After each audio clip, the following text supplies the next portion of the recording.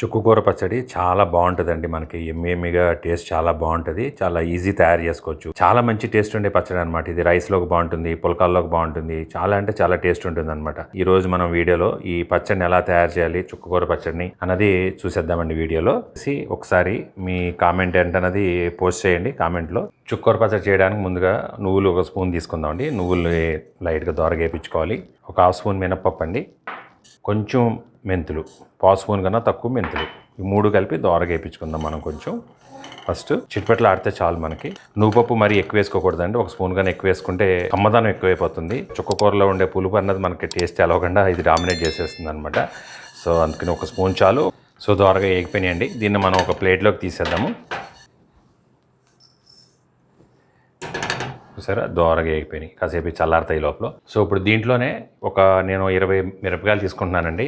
ఒక half KG దగ్గరలో చుక్కకూర ఉంది. ఇది నేను గార్డెన్లో కోసిన చుక్కకూర.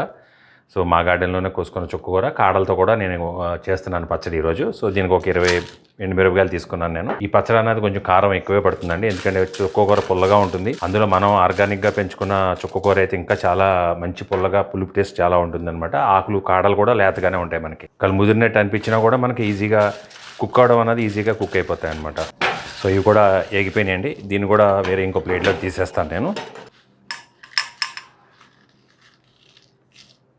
ఇప్పుడు దీంట్లోకి ఒక 2 స్పూన్లంత ఆయిల్ తీసుకుంటున్నానండి, ఎందుకంటే ఆకు ఎక్కువ ఉంది కాబట్టి ఒక 2 స్పూన్లంత ఆయిల్ తీసుకుంటున్నాను. ఇందులో నేను ఒక 5 ఎల్లుల్లిపాయలు కొంచెం దంచానండి, లైట్గా దంచి ఇందులో వేస్తాను. కొంచెం ఒకసారి వేగిన తర్వాత మనం ఆకేసేద్దాం. ఇందులో కొంచెం గోళికాయ అంత చింతపండు వేస్తున్నానండి. మనకు చుక్కకూర పుల్లగా ఉన్నా కూడా చింతపండు వేస్తే ఆ టేస్ట్ వేరే ఉంటుందండి. సో కొంచెం ఇందులో కూడా అది కూడా వేస్తాను. సో ఇందులో ఇప్పుడు నేను కడిగి పెట్టుకున్న చుక్కకూర కడిగి పెట్టుకుని చిన్నగా ముక్కలు తురుముకోవాలి. తురుముకున్న చుక్కకూరని ఇందులో వేసేస్తున్నాను నేను. సో ముందు దీన్ని మూత పెట్టేద్దామండి. మూత పెట్టేసి ఒకసారి జస్ట్ స్టీమ్ ఇద్దాము. ఒకసారి మూత పెట్టేగానే మనం ఆవిరికి ఏమవుతుందంటే మా ఆకంతా కూడా దగ్గరికి అయిపోతుందండి. అప్పుడు కలుపుదాం మళ్ళీ మనం. చూసారు, ఆకు లెవెల్ తగ్గిపోయింది, మొత్తం కిందకి వెళ్ళిపోయింది ఆకంతా కూడా. చూడండి, మెత్తగా అయిపోయింది అప్పుడే. అంత ఆకంతా ఇంత అయిపోయింది. చూసారు ఎంత మెత్తగా అయిపోయిందో. మనం ఆర్గానిక్గా పెంచుకున్న కూర అయితే ఇంత బాగా మెత్తగా అయిపోద్దండి. మనకి మిక్సీ అక్కలేదు, గుంట అక్కలేదు, ఏం అక్కలేదు, డైరెక్ట్గా ఇలా మెత్తగా అయిపోయింది. చూసారా, ఇలా నొక్కుతుంటేనే మెత్తగా అయిపోతుంది మొత్తం.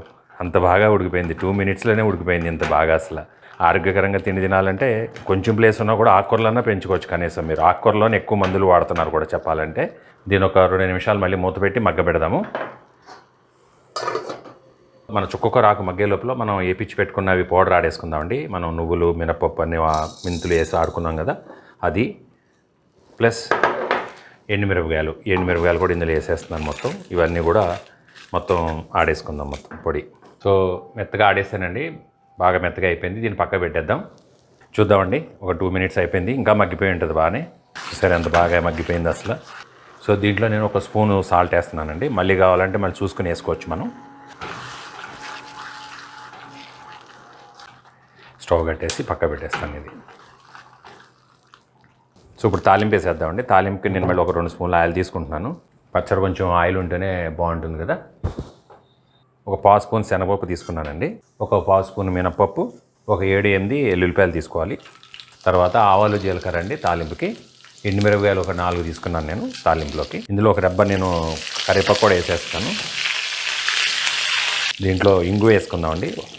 ఇంగు ఉంటే టేస్ట్ వేరే ఉంటుంది కదా మనకు పచ్చడి. సో పోపు రెడీ అయిపోయిందండి. ఇందులోకి మనం పచ్చడిని ఇందులోకి ట్రాన్స్ఫర్ చేసేద్దాం. సో మనం చేసిన పచ్చడిని ఇందులో వేసేద్దామండి.